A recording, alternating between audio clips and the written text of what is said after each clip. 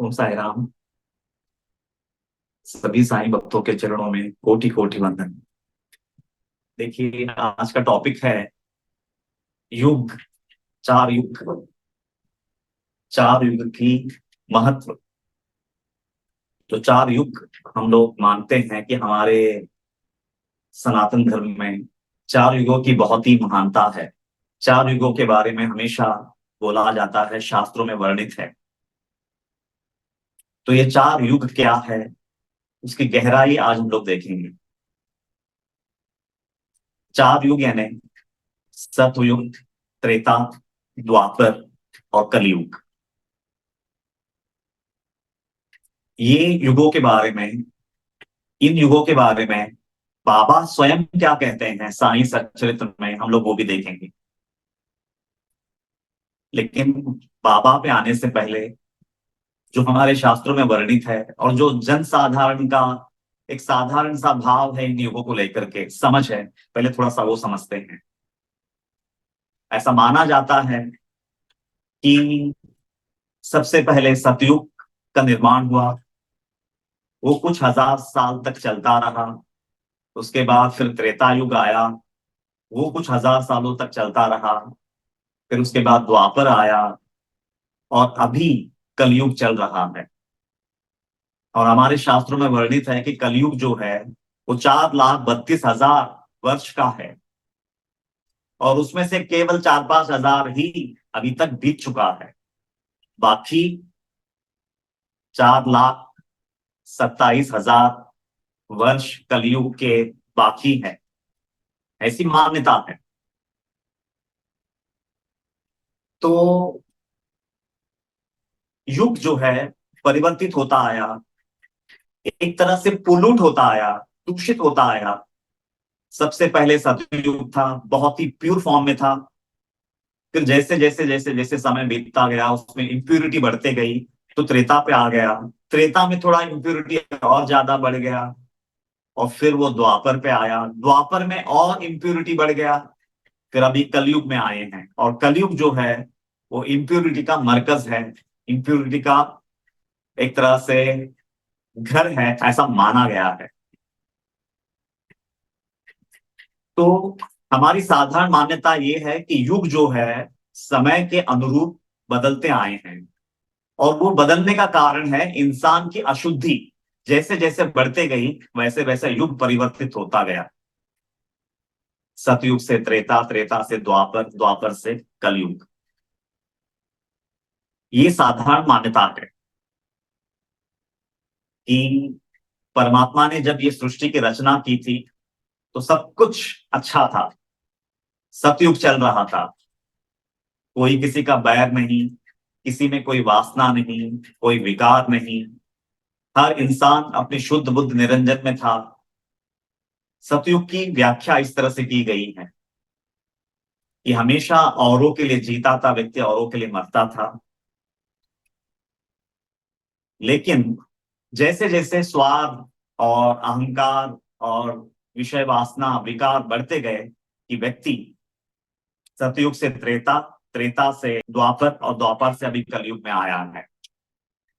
ये साधारण मान्यता है। और ऐसा भी बोला जाता है कि ये कलयुग है, यहाँ पे सतयुग जैसा वर्तन, सतयुग जैसा आचरण करना करीब करीब असंभव है। ऐसा हमको समझाया जाता है कि ये कलयुग है, ये घोर कलयुग है। तो ये कलयुग में हम किसी से अच्छाई एक्सपेक्ट नहीं कर सकते हैं। सतयुग जैसा वर्तन हम एक्सपेक्ट नहीं कर सकते हैं। राम जी जैसा वर्तन, सत्य हरिश्चंद्र जैसा वर्तन जो सतयुग के माने जाते हैं, उनके जितना पवित्रता, उनकी जितनी धर्म पारायणता, उनकी जितनी त्याग बलिदान हमारे जीवन में कदापि नहीं आ सकता, क्योंकि हम कलयुग में हैं। ये साधारण मान्यता है। और इसी तरह से हम लोगों के सामने इन युगों को पेश किया जाता है। लेकिन क्या वाकई में अब क्या होता है इसमें, यहां तक तो ठीक है। लेकिन हम लोगों को यह बताया जाता है कि जैसे जैसे युग बदलता गया हमारा चरित्र बदलता गया। तो युग बदलने के वजह से हमारा चरित्र बदला। और आज हम अगर ऐसे हैं, इतने इम्प्योर है, तो उसके पीछे कारण है ये कलयुग। तो हम लोग अपना पूरा जिम्मेदारी जो है वो युगों पे डाल देते हैं और हम बचना चाहते हैं। नॉर्मली ये होता है, हम जिम्मेदारी अपने कंधे पे लेना नहीं चाहते हैं कि नहीं, ये कलयुग का प्रभाव है कि इंसान ऐसा ही बर्ताव करेगा। इतनी निचले दर्जे की जिंदगी वो बेचारा इसलिए जी रहा है क्योंकि वो कलयुग में जन्मा है, वरना ऐसा नहीं होता। ये नॉर्मली हम लोगों को सिखाया गया है, हमको बताया गया है कि कलयुग में इंसान का वर्तन जो है ये ऐसा ही होगा। आप में से कितने लोग इस बात को सच मानते हैं? प्लीज पहले जरा अपने हाथ उठाइए, ये कितने लोगों को सही लगता है? ओके ओके, यही हमको सिखाया गया। लेकिन देखिए, मैं ना ये टॉपिक के ऊपर मतलब गहराई से आप लोगों के सामने इसका विस्तार से वर्णन करने से पहले कबीर जी का एक दोहा लेता हूँ। कबीर जी का ये दोहा बहुत हद तक युगों की बात जो गहराई है उसको साफ कर देगी। कबीर जी बोलते हैं, कबीरा वही शुभ दिन शुभ घड़ी याद आवे जब नाम। कबीरा वही शुभ दिन शुभ घड़ी याद आवे जब नाम। लगन मुहूर्त सब झूठ है और बिगाड़े काम। समझ में आया? बहुत ही बेहतरीन दोहा है। इस एक दोहे को अगर गहराई से समझे तो युग क्या है पता चलता है। कबीर जी बोलते हैं, वही शुभ दिन शुभ घड़ी याद आवे जब परमात्मा का नाम स्मरण करने की भावना जग गई कि वही शुभ दिन है, वही शुभ घड़ी है, वही सतयुग है। इन शॉर्ट ये बोलना है, वही सतयुग है, वही शुभ दिन, वही शुभ घड़ी याद आवे जब नाम। जब नामस्मरण करने की भावना जग गई, नामस्मरण की स्मृति वो आई, नाम स्मरने लगे, भगवान का चिंतन स्मरण करने लगे कि वही शुभ दिन है, वही शुभ घड़ी है। याद आवे जब नाम। लगन मुहूर्त, ये मुहूर्त क्या देखते हो कि ये मुहूर्त अच्छा है, ये मुहूर्त बुरा है, ये कुंडली का लग्न जो है ये ऐसा है तो ये अशुद्धि है। तो ये लग्न मुहूर्त जो आप लोग कुंडली के हिसाब से जो देखते हैं, तो बोले वो सब झूठ है और बिगाड़े काम। अगर आप इन मुहूर्तों में फंसेंगे, लग्न मुहूर्तों में फंसेंगे, तिथि वारों में फंसेंगे, तो ये आपका काम को और बिगाड़ता जाएगा। तो जिम्मेदारी उठाइए। अगर आप भगवान का स्मरण में आते हैं, भगवान की याद आती है तुम्हें, उनको स्मरने लगते हैं, अगर उनको आप स्मरण करने लगते हैं, तो फिर वही शुभ दिन है, वही शुभ घड़ी है। तो कबीर जी ने इस एक दोहे में उन्होंने बता दिया कि समय कभी भी बुरा नहीं होता। समय की अपनी प्रवाह है, अपनी धारा है, उसको सिर्फ बहना मालूम है। समय अच्छा या बुरा कभी नहीं होता। समय अच्छा या बुरा कभी नहीं होता, हमारा चरित्र अच्छा या बुरा होता है। यह जिम्मेदारी हमको उठानी पड़ेगी। समय की अपनी प्रवाह है, न वो अच्छी है न वो बुरी है। समय को अच्छा या बुरा हमारे करतूत करते हैं, हमारे कर्म करते हैं। अगर किसी समय में हमारे हाथों अच्छे कर्म हो जाते हैं, संसार का जिस कर्म से भला हो ऐसा अगर कोई पवित्र कार्य हमसे होता है, तो वो समय पवित्र है। और अगर किसी समय में हमसे दुष्कर्म हो जाता है, तो वो समय बुरा है। मतलब समय को अच्छा या बुरा बनाने वाले हमारे कर्म हैं। ये जिम्मेदारी अगर हम उठाते हैं, तो पूरा युग का जो अर्थ है बदल जाएगा। इसलिए कबीर जी का ये दोहा बहुत मायने रखता है। बाबा ने जो चरित्र में युगों के बारे में बोला है वो तो मैं आऊंगा उस पर, लेकिन उससे पहले कबीर जी ही साफ कर देते हैं कि हकीकत में हमने मतलब युग बदले इसलिए हम बदले हैं, ऐसा जो बोल रहे हैं वो गलत है। बल्कि हमारा चरित्र बदलता आया, इसीलिए उसको हम युग का नाम दे रहे हैं। हमारा चरित्र धूलि दूसरित होते होते होते होते होते होते इतने निचले स्तर पे आ गया है कि हमने उसको कली का नाम दे दिया, कलयुग का नाम दे दिया। हम अपने कर्मों की जिम्मेदारी खुद नहीं उठाना चाहते हैं, तो हमने थोप दिया युग पे, नहीं ये युग ऐसा है इसलिए हम इतने बुरे हैं, वरना हम तो सत्य हरिश्चंद्र के औलाद हैं। इनडायरेक्टली हमको ये बोलना है। ये युगों ने हमको बिगाड़ दिया, वरना हम तो भले अच्छे इंसान थे। इन युगों ने हमारा सत्यानाश कर दिया। तो हम क्या कर रहे हैं, हम जिम्मेदारी अपने कंधों पे नहीं लेना चाहते हैं, हम जिम्मेदारी डाल रहे हैं युगों पे। समय बदलता गया इसलिए हमारा चरित्र बदला, और कबीर जी बोल रहे हैं नहीं, आपका चरित्र बदला, आपके चरित्र में गिरावट आती गई, वैसे वैसे युग बदलते गए। उसको फिर नाम दिया गया कि ये कलयुग है।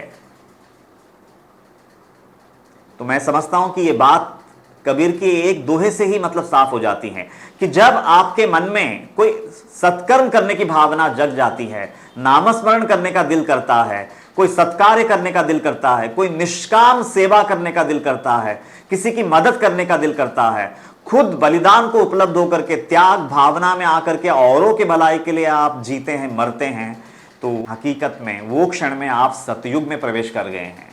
इनडायरेक्टली कबीर जी को ये बोलना है। अगर आप मुझसे पूछेंगे कि सरल शब्दों में मतलब इन चार युगों को डिफाइन करो, तो मैं इतना ही बोलूंगा कि अगर मेरा स्वार्थ, मेरी सेल्फिशनेस इतनी बढ़ जाए कि मैं अपनी सेल्फिशनेस के चलते औरों को तकलीफ दूं और फिर मैं अपना स्वार्थ को साधूं, अपनी स्वार्थ के खातिर मैं ये तक न देखूं कि मेरे स्वार्थ के चलते सामने वाले को इतनी तकलीफ हो रही है, मेरी खुशी के लिए औरों की खुशी को मतलब खत्म कर दूं, अगर मेरा स्वार्थ उस लेवल पे है तो मैं कलयुग का बंदा हूं। जैसे मैं आपको एक एग्जांपल देता हूं। एक परिवार है, हस्बैंड है, वाइफ है, बच्चे हैं। हस्बैंड को केवल अपनी जिंदगी अपनी शर्तों पे जीने में मजा आता है।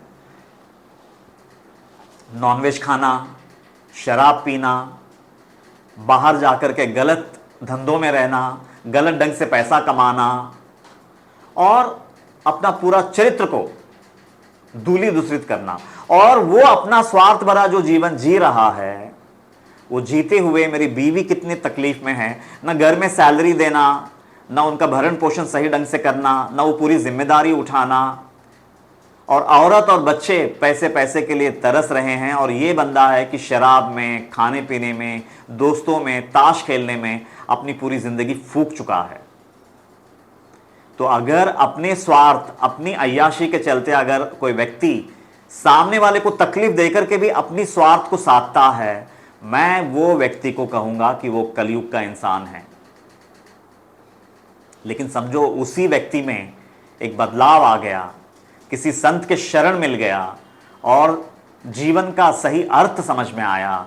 उसको जब ये पता चला कि नहीं, औरों को तकलीफ देकर के जो मैं अपने सुख को भोगता हूं ये गलत है, ऐसी जिंदगी नहीं जीनी चाहिए, और अगर उसमें वो बदलाव आ गया, अगर उसको ऐसा लगा कि नहीं, मैं खुद तो मतलब अच्छी तरह से मुझे जीवन जीना है, लेकिन औरों को भी वो सुकून, वो खुशी दे करके मुझे जिंदगी जीना है, औरों को तकलीफ दे करके मुझे खुशियां हासिल नहीं करनी है, बल्कि मैं अगर खुशियां भोगना चाहता हूं तो मेरे इर्द गिर्द जितने भी लोग हैं उतने लोगों को वो खुशी मिलनी चाहिए। अगर यहां तक उसकी चेतना ट्रैवल करती हैं तो वो बंदा द्वापर में आ गया। जियो और जीने दो,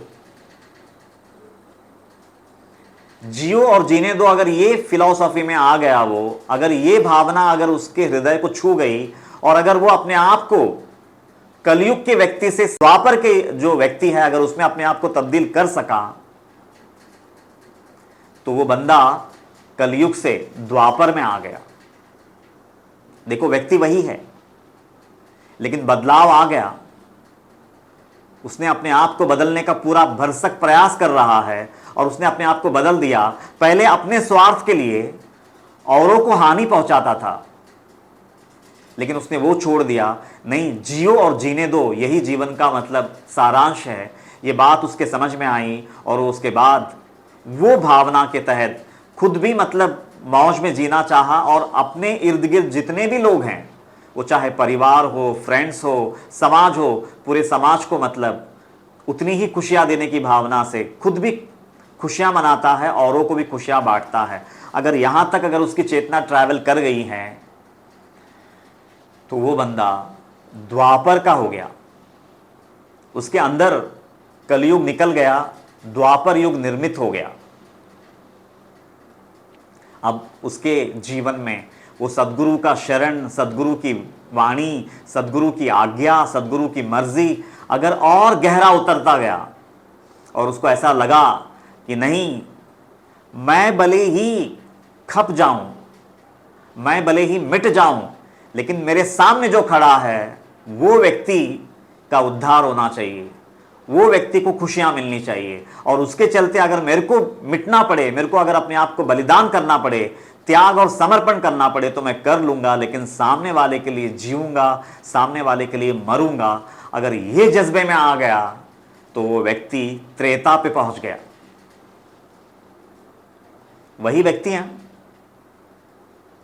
कलयुग से द्वापर में कैसे आ गया, द्वापर से त्रेता में कैसे आ गया।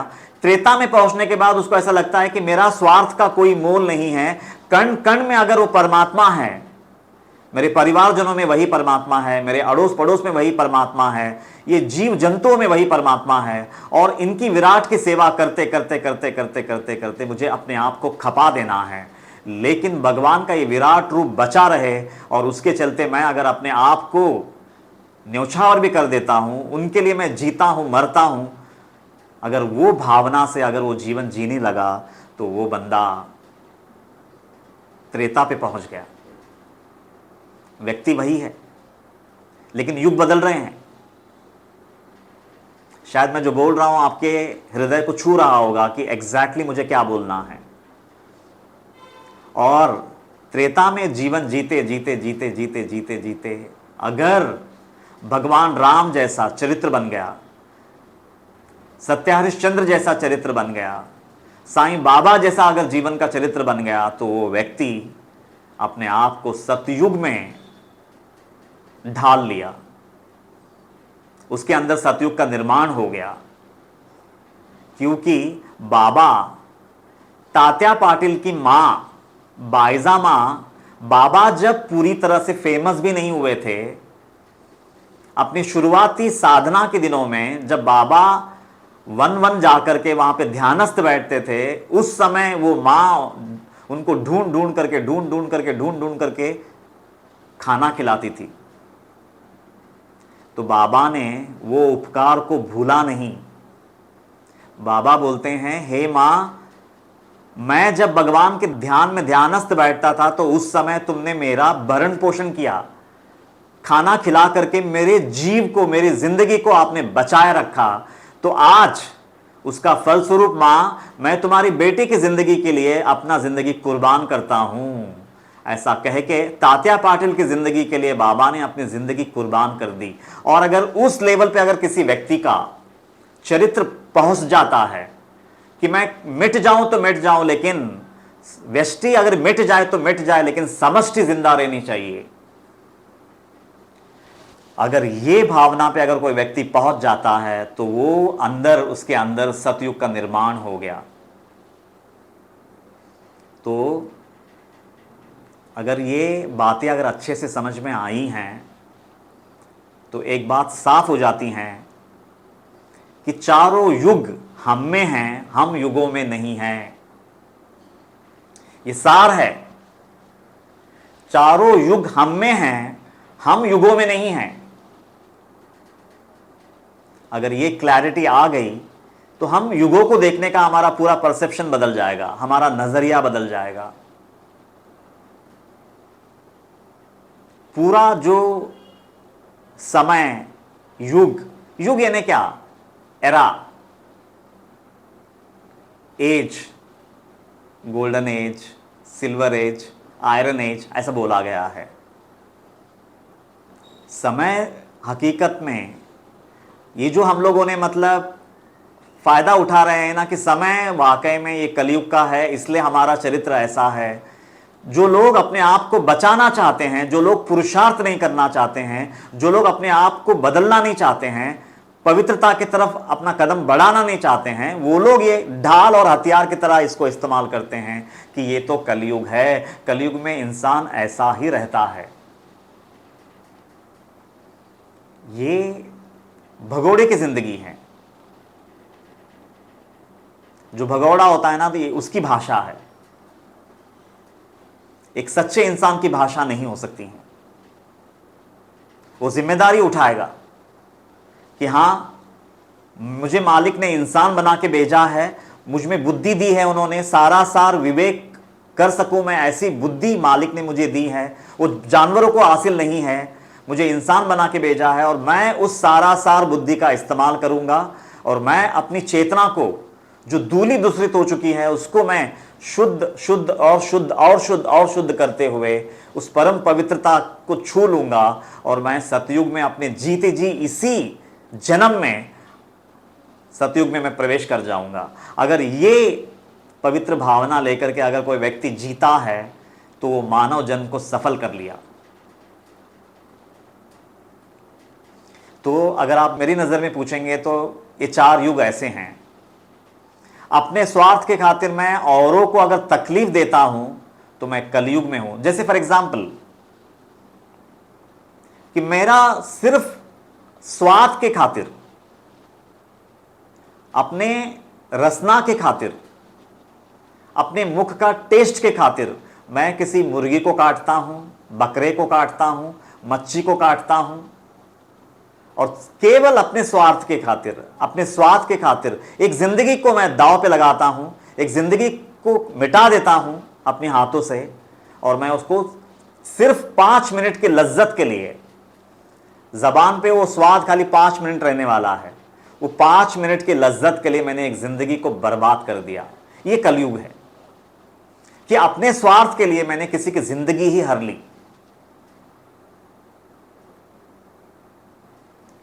मुझे शराब पीने का मतलब चस्का लग गया, लेकिन वो इतना बढ़ गया कि मैं अपनी फैमिली जिम्मेदारियां तक नहीं देखता हूं।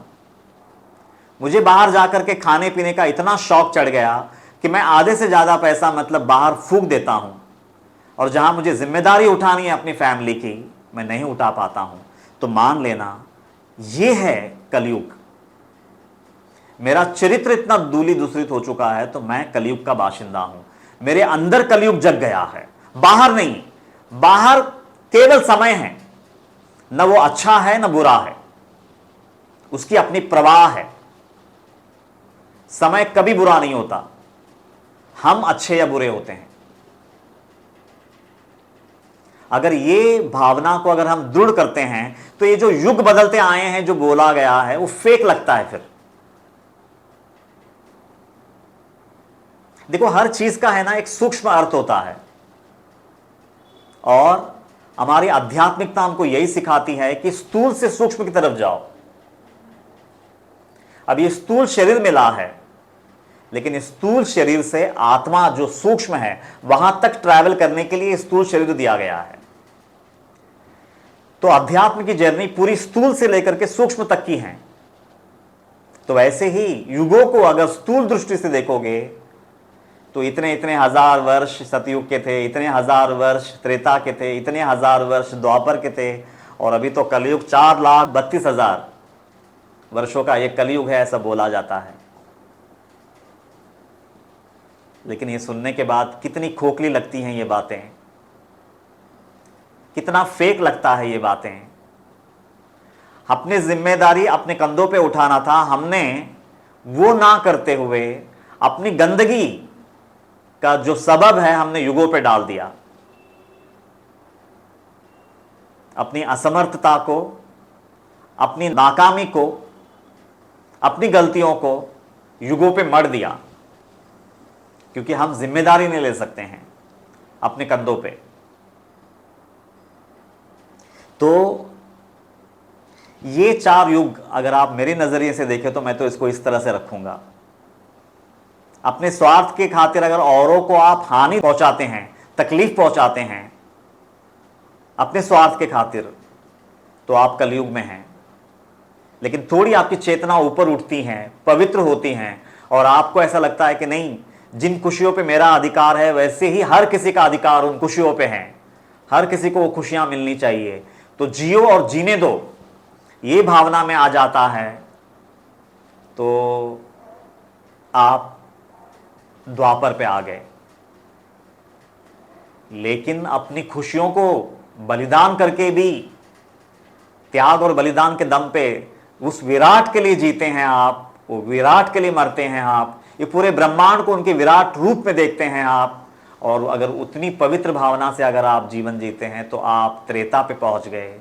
और यदि औरों के खातिर अगर वक्त पड़े, आप अपने आप को गवा भी देते हैं, लेकिन औरों का मतलब कल्याण की कामना रखते हैं, अगर उस अवस्था पे आपकी चेतना पहुंच जाती है तो आप ही के अंदर सतयुग का निर्माण हो गया।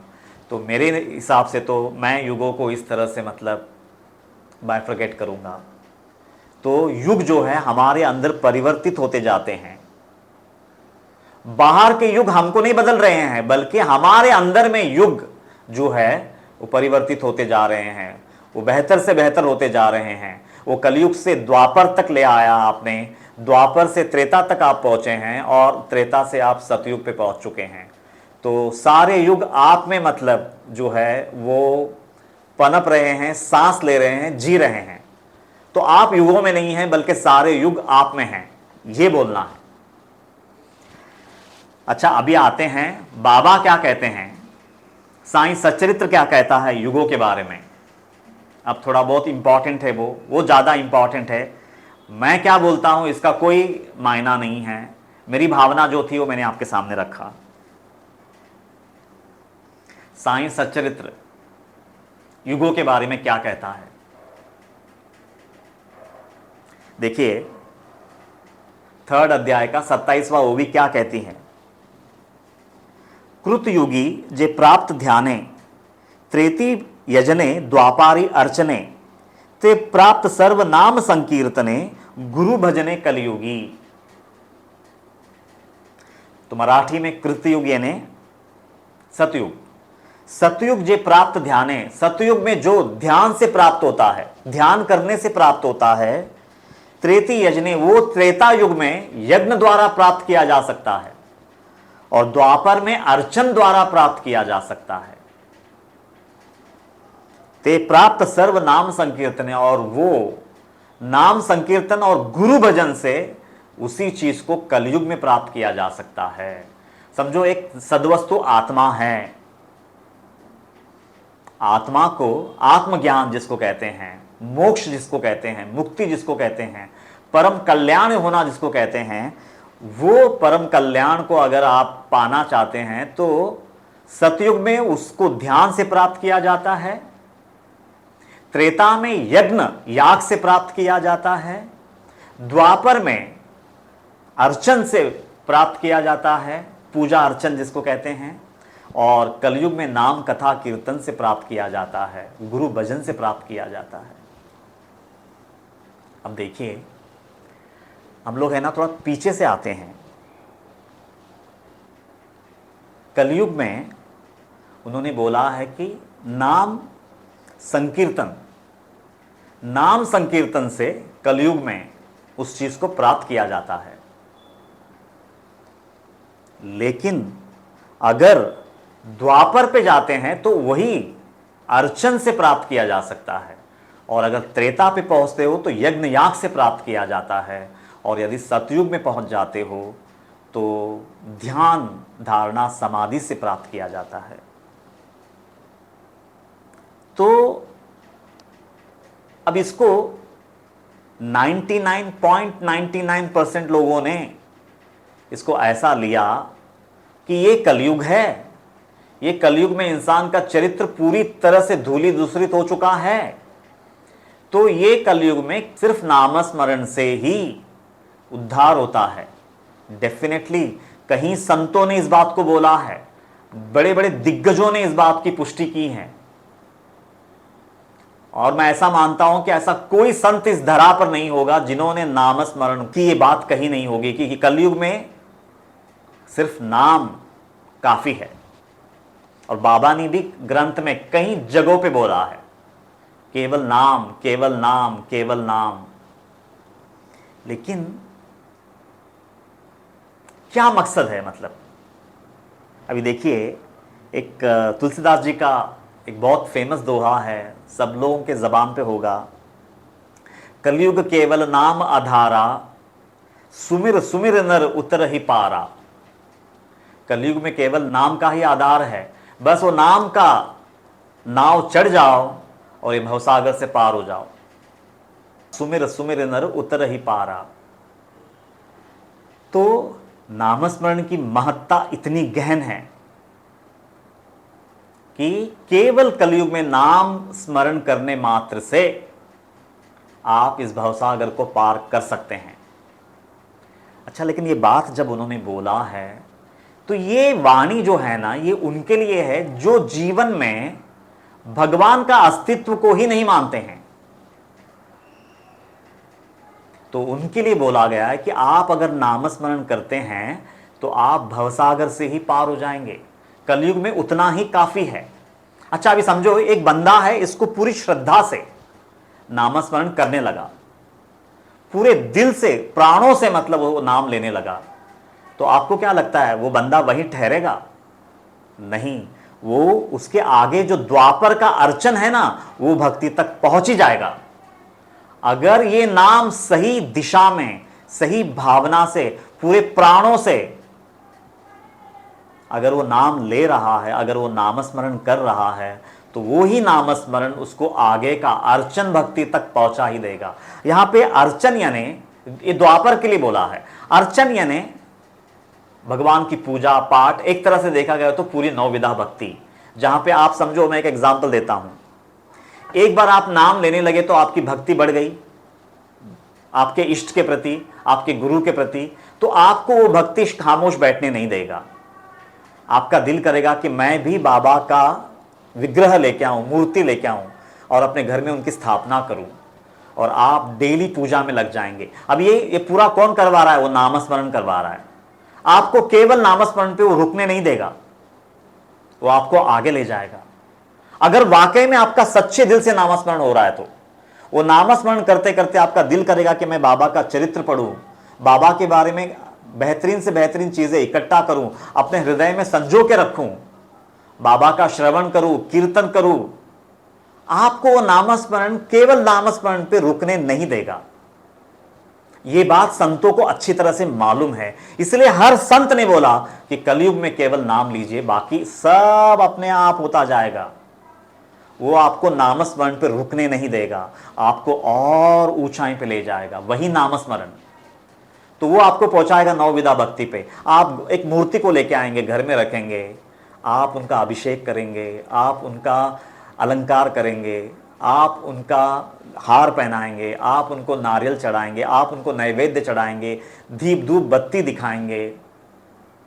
तो ये सब जो है, इसमें देखिए केवल नाम ले रहे थे, लेकिन अभी ये जो सेवा कर रहे हैं इसमें तन मन धन पूरी तरह से अर्पण हो रहा है। केवल जब नाम ले रहे थे तो खाली वाणी काम कर रही थी, खाली वाणी खर्च कर रहे थे आप, लेकिन जैसे ही आप अर्चन भक्ति, नवविधा भक्ति में आ गए, वहां पे तन मन धन तीनों लग रहा है। तो सद्गुरुओं को, संतों को ये मालूम था कि ये बंदे को अगर मैं खाली नाम का सहारा अगर दे देता हूं, अगर ये नामस्मरण भी शुरू करता है, तो ये नाम ही उसको आगे की जर्नी पे ले जाएगी, उसको नवविधा भक्ति तक पहुंचा ही देगी।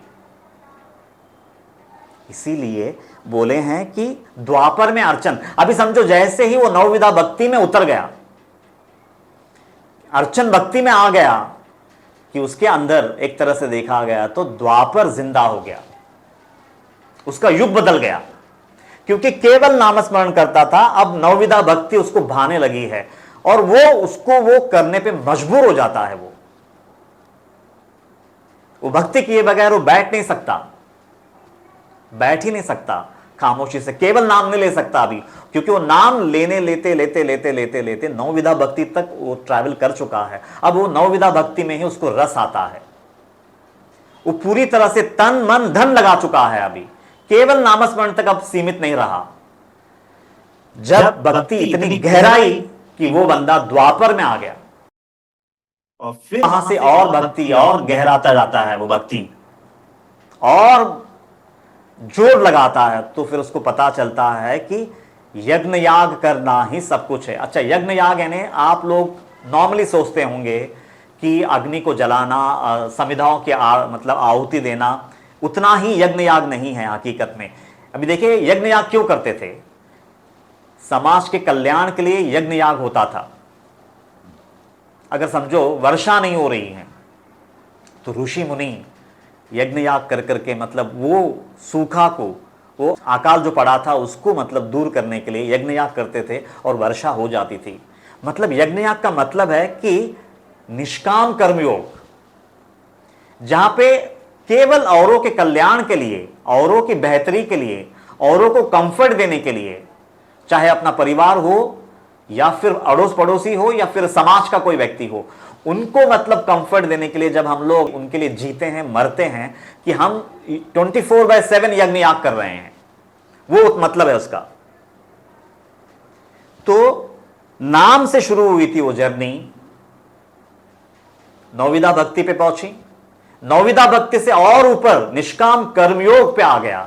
वही चेतना जो नाम ले रहा, नाम अभी भी चल रहा है, नाम कभी भी नहीं थमेगा, क्योंकि सारी साधनाओं को करवाने के बाद भी जो बच जाए उसे नामस्मरण कहते हैं। तो नाम अभी भी चल रहा है, नाम नौविधा भक्ति करते समय भी चल रहा था, और नाम अभी निष्काम सेवा जब कर रहे हो, यज्ञ याग जब कर रहे हो, तब भी वो नामस्मरण चल रहा है। तो बाबा बोल रहे हैं इस तरह से यज्ञ याग पे आप पहुंचते हैं, निष्काम कर्मयोग पे आप जब पहुंच जाते हैं तो आप त्रेता में आ गए। और अब देखिए, त्रेता पे पहुंचते ही आपने नामस्मरण से नौविधा भक्ति पे आप पहुंच गए। नौविधा भक्ति क्या करती हैं? आपकी चित्त को सबसे पहले स्थिर कर देती हैं, उसकी जो चंचलता है उसको मिटा देती हैं, और निष्काम कर्मयोग जो है आपके चित्त को प्योर कर देती हैं। और चित्त अगर प्योर और स्टेबल हो गया, स्थिर हो गया, अब ध्यान करने लायक हो गया है वो चित्त, अब वो चित्त जो है ऑटोमेटिकली ध्यान की तरफ आकर्षित होगा, ध्यान में बैठने का दिल करेगा, ध्यान धारणा समाधि ही उसको अब अच्छी लगेगी कि वो बंदा सतयुग में प्रवेश कर गया। नामस्मरण से जर्नी शुरू हुई थी, नौविधा भक्ति पे पहुंची द्वापर में, नौविधा भक्ति से निष्काम कर्मयोग पे पहुंची त्रेता में, और ध्यान धारणा समाधि पे पहुंची सतयुग में। और ध्यान धारणा समाधि जिस दिन आपके हाथ लग गई कि परमात्मा के साथ आप एक हो गए, साक्षात्कार हो जाएगा, और साक्षात्कार होने के बाद तो आप ही स्वयं परम चेतना बन जाएंगे। ये युग जो है आपके अंदर में प्रवेश कर जाएंगे, चारों के चारों युग आप में प्रवेश कर जाएंगे, आप युग में नहीं रहेंगे। तो बाबा बोल रहे हैं कि हे बंदे, शुरुआत नामस्मरण से ही कर। और याद रखना, हर संत ने अगर कलयुग में नाम को मतलब इतना इंपॉर्टेंस दिया है तो उसके पीछे की गहराई ये है, वो जो परम सत्य है वहां तक पहुंचाने की कड़ी अगर कोई है तो वो नामस्मरण है। और परम सत्य को पहुंचने के बावजूद भी जो नाम टिका रहता है उसको नामस्मरण कहते हैं। जैसे कि बाबा परम सत्य को पा चुके थे, उसके बावजूद बाबा एक बार मालसापति से कहते हैं कि हे मालसापति, मैं अब सो रहा हूं, गहरी नींद में भी मेरा नामस्मरण चल रहा है कि नहीं, मेरे छाती पे हाथ रख करके देखना।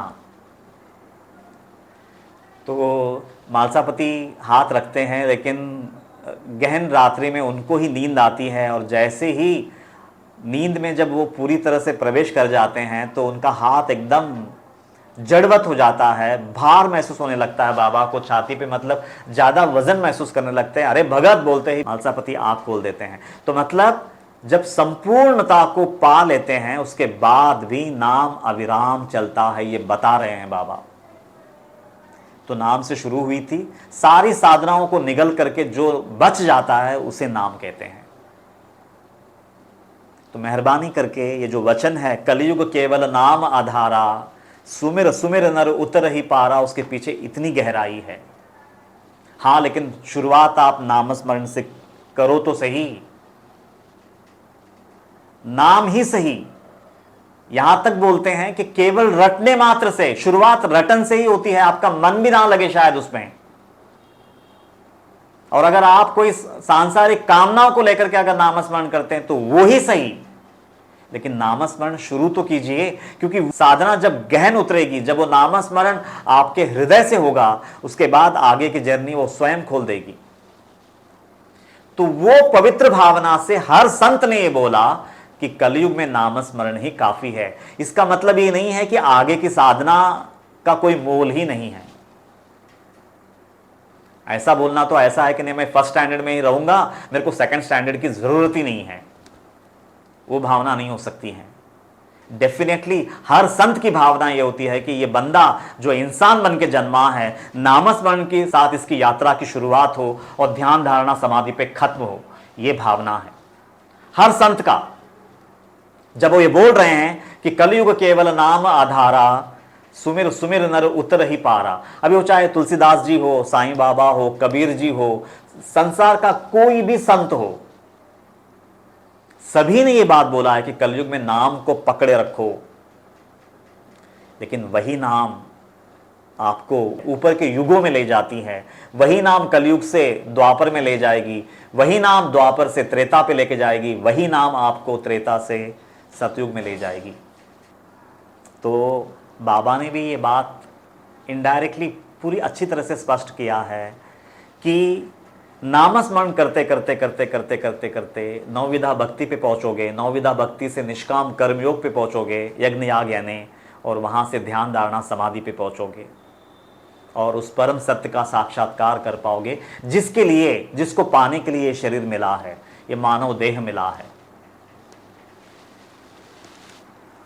देखिए, मैं ये वो भी हमेशा लेता हूं, क्योंकि ये वो भी के बगैर अध्यात्म पूरा ही नहीं हो सकता। ये वो भी है अध्याय 16, वो भी क्रमांक 167, 167। बल विक्षेप आणि आवरण ऐसे त्रिदोषी अंतःकरण, निष्काम कर्मे मल निर्मूलन, विक्षेप क्षालन उपासना। हमारे मन में 3 दोष है, वो बोल रहे हैं। वो है, सबसे पहले अशुद्धि है मन में, अपवित्र है, दूसरा वो चंचल है, और तीसरा वो आवरण से ढका हुआ है। दुनिया भर की वासनाएं हैं, विकार है, तो वो अशुद्धि है। और दूसरा चंचल है, वो एक पल के लिए भी वो ठहरता नहीं है, वो हमेशा कुछ ना कुछ सोचते रहता है, उसको विक्षेप बोला है। और तीसरा है आवरण, मतलब मैं स्वयं कण कण में व्याप्त वो परम चेतना होने के बावजूद, वो पर ब्रह्म होने के बावजूद मैं अपने आप को देह मान रहा हूं। ये आवरण भी चढ़ा हुआ है हमारे अंतःकरण पे। तो ये 3 दोषों को मिटाने के लिए 3 साधनाएं बताई हैं। अभी ये नामस्मरण करने के बाद समझ में आता है। तो हमारी अशुद्धि जो है, हम में अशुद्धि भी है, मलिनता है, मल है, विक्षेप है।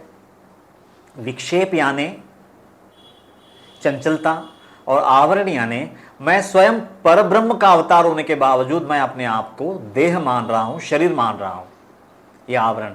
और वो 3 दोषों के लिए 3 साधनाएं दी हैं। निष्काम कर्म से मलिनता मिटेगी, मतलब निष्काम कर्मयोग आ गया। 3 दोष है, 3 बीमारियां हैं, तो 3 औषधि हैं। अगर मलिनता है तो उसके लिए निष्काम कर्मयोग करना होगा, उससे मलिनता मिटेगी, ऐसा बोल रहे हैं बाबा 16वें अध्याय में। और उपासना यानी नौविधा भक्ति अगर करते हैं, पूरी तरह से तन मन धन अर्पण करते हैं भगवान की भक्ति में, तो मन की चंचलता मिटेगी, ऐसा बोल रहे हैं। और मन की अशुद्धि और चंचलता मिटने के बाद आप तैयार हो जाते हैं आवरण को हटाने के लिए। आप वो ध्यान धारणा समाधि पे पहुंच जाते हैं और आप वो जो आवरण है देह बुद्धि का, उसको गिरा देते हैं और मैं ही वो पूर्ण परब्रह्म हूं, इसका अनुभव करते हैं। तो अगर 3 दोष है तो 3 साधनाएं भी बताई हैं बाबा ने, लेकिन शुरुआत नामस्मरण से ही होती है। आहिस्ता आहिस्ता जैसे जैसे आप नाम लेते जाते हैं, आप श्रवण करेंगे, आप लोगों को सुनेंगे, बड़े बड़े साधु संतों को सुनेंगे, आपको ये पता चल जाएगा कि हाँ, हमारे अंदर में ये 3 दोष है और 3 दोषों के लिए ये 3 उपाय बताए हैं एक निष्काम कर्मयोग है, दूसरा उपासना मतलब नवविधा भक्ति है, और तीसरा ज्ञान है, मतलब कि मैं ही वो पूर्ण ब्रह्म हूँ, मतलब ये देह बुद्धि गिरने के बाद उसकी अनुभूति होती है। तो इस तरह से अगर देखा जाए तो अगर ये पूरी तरह से अगर हमारी जर्नी होती है, लेकिन ये सबको कराने वाला नामस्मरण ही है। एक नामस्मरण से ही जर्नी की शुरुआत होती है। अभी वो डिपेंड करता है कि एक ही जन्म में वो व्यक्ति इन सारी चीजों को पार कर जाता है या कहीं जन्म लेता है, वो उसकी इंटेंसिटी पे निर्भर करती हैं। अगर उसकी इंटेंसिटी बहुत ही तीव्र है, उसकी भूख बहुत तीव्र है अध्यात्म की, तो वो एक ही जन्म में, और ऐसे लोगों के लिए तो बाबा बोलते हैं मेरे पे भरोसा रख तो और 12 साल दे मुझे, मैं तुझे धो दूंगा। तो बाबा तो बोलते हैं खाली 12 साल दे मुझे। मतलब ये जो तीव्र इच्छा रखता है इन चीजों से निजात पाने का, उनके लिए है ये। उतना मतलब तीव्रता साधना की अगर हो तो 12 साल ही काफी, ऐसा बाबा बोलते हैं। लेकिन कुछ लोग 12 साल में मतलब पार कर सकते हैं, तो कुछ लोगों को 12 जन्म लग सकता है, तो कुछ लोगों को 1000 जन्म भी लग सकते हैं। अब डिपेंड करता है कि वो आदमी की भूख कितनी है अध्यात्म की। तो मैं ये युग को इस तरह से रखूंगा, मतलब मैं उम्मीद करता हूँ ये चारों युग खुल गए होंगे, एक क्लैरिटी आ गई होगी। तो मैं फिर एक बार रिपीट करता हूँ, ये सारे युग हम में हैं, हम युगों में नहीं। इसका सार है ये। तो जय साई राम। अगर ये टॉपिक से रिलेटेड अगर कुछ भी सवाल हो तो प्लीज आप पूछ सकते हैं। Om Jai Shri Sai Ram. Thank you so much, Krishna ji. This is my second participation. Wonderful, wonderful, wonderful. Thank you so much. So, question I have regarding today's Parayan is, Satsang is, first of all, first time in my life, I heard such a beautiful, deep conversation about what these yugas mean from our inner journey point of view. Right. That's so excellent. So basically you said all these different forms where namasmaran and all the rest of the things. So basically, if I'm understanding right, we need to continue all this parallelly. It's not like, because the reason I'm saying is, like, some people they say that just namasmaran is enough, like Right. I don't need to worry, I don't need to even think about or put time for doing any rituals, and that's about it, and only meditation is enough. So there is a lot of mix and match. Okay. Like, some people want to do only meditation, that's about it, and they might not be interested in going and doing some seva. And some people want to just do namasmaran, some people want to do only rituals. So I personally feel there is, it will be helpful for clarification on this. Okay. I got it. Thank you, sir. देखिए, इनका सवाल है कि अगर नामस्मरण से journey शुरू होती है और नौविधा भक्ति पे पहुंचती है, नौविधा भक्ति से निष्काम कर्मयोग पे पहुंचती हैं, तो ये सब एक साथ साइमल्टेनियसली चलता रहेगा या एक के बाद एक आएगा? ये उनका सवाल है। बहुत ही अच्छा सवाल है। देखिए, भले ही आपकी शुरुआत नामस्मरण से होती है, लेकिन नवविधा भक्ति जो है वो ऑटोमेटिकली आपके अंदर में प्रवेश कर जाता है। जैसे ही आप थोड़े से मतलब ग्रो करते हैं, थोड़ा सा हायर लेवल पे आप पहुंचते हैं, तो ऑटोमेटिकली नवविधा भक्ति आपके अंदर आ ही जाती है। और नवविधा भक्ति एक तरफ और दूसरा निष्काम सेवा, ये दो साइमल्टेनियसली जाएंगे जब तक कि चित्त शुद्ध और स्थिर नहीं हो जाता। उसके बाद अगर ध्यान उतरे तो आप सही दिशा में हैं। लेकिन अगर समझो मन की चंचलता वैसी ही है, मन अस्थिर भी वैसी ही है, क्योंकि जब तक शुद्धि नहीं होगी वो स्थिर नहीं होगी। मन अगर शुद्ध नहीं होगा तो स्थिर भी नहीं होगा, और अस्थिर मन से आप ध्यान नहीं कर सकते हैं। जो लोग अस्थिर मन से ध्यान करते रहते हैं अपने आप को धोखा देते हैं। इसीलिए बेस्ट है कि आप निष्काम सेवा और नवविधा भक्ति नामस्मरण के साथ ये कंटिन्यू रखें, दोनों भी हैंड बाय हैंड। और उसके बाद एक दिन चित्त की शुद्धि हो जाएगी और ऑटोमेटिकली ध्यान धारणा समाधि, उस वक्त अगर आप बैठेंगे तो आप वास्तव में ध्यान और धारणा समाधि में प्रवेश कर जाएंगे। तो ध्यान धारणा समाधि लेटर स्टेज पे आएगा, लेकिन नवविधा भक्ति, नामस्मरण और निष्काम सेवा ये सब मिलकर के ही होनी चाहिए। उम्मीद करता हूं मैं आपको सेटिस्फाई कर रहा हूं। One question on this. So Please. how do I, because I interact with Baba's Seva, Baba's devotees most of the time. So some people say that I'm doing only meditation. That's all. I don't need to do anything. Or, there is some resistance for them to do any rituals. So how am I supposed to respond to them? I try to give my best explanation because, for example, in my case, if I'm doing ritual to Baba, let's say like Abhishek, or if I'm good at sing to Baba, it's like, it is the form of, my level of seva to Baba, or, helping somebody else if I'm singing, connecting them to Baba. So, it's difficult for them to understand. And then they say that, no, that's fine. I'm not very interested in this. I can just sit and meditate, or I can just do only, and that's about it. So how do I handle facing those people? I'm being very honest that people are from my family. So I'm asking. Okay. देखिए, अगर उनकी चित्त की शुद्धि हो चुकी है, अगर उनकी चित्त की शुद्धि हो चुकी है, अगर उनकी चंचलता मिट चुकी है मन की, और उसके बाद अगर वो ध्यान कर रहे हैं तो सही दिशा में है। लेकिन अगर चित्त की शुद्धि नहीं हुई है, चित्त स्थिर भी नहीं हुआ है, और अगर वो ध्यान का अभ्यास कर रहे हैं तो उसको ज्यादा से ज्यादा ध्यान का अभ्यास करना कहेंगे, ध्यान करना नहीं कहेंगे। फर्क है जमीन आसमान का।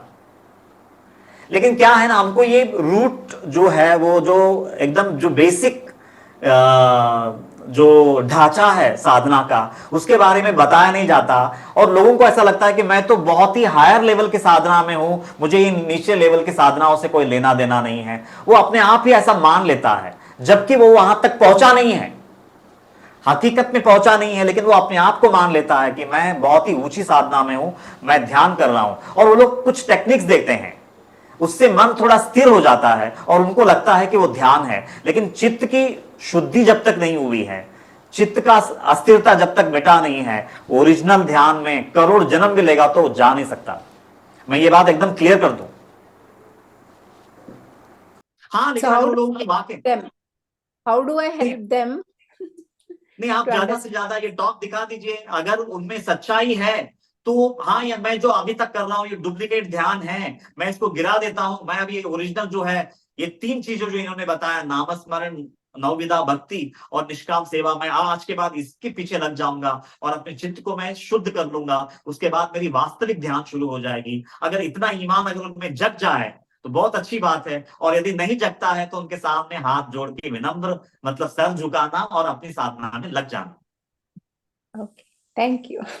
Saira. ओम साईराम, ओम साईराम।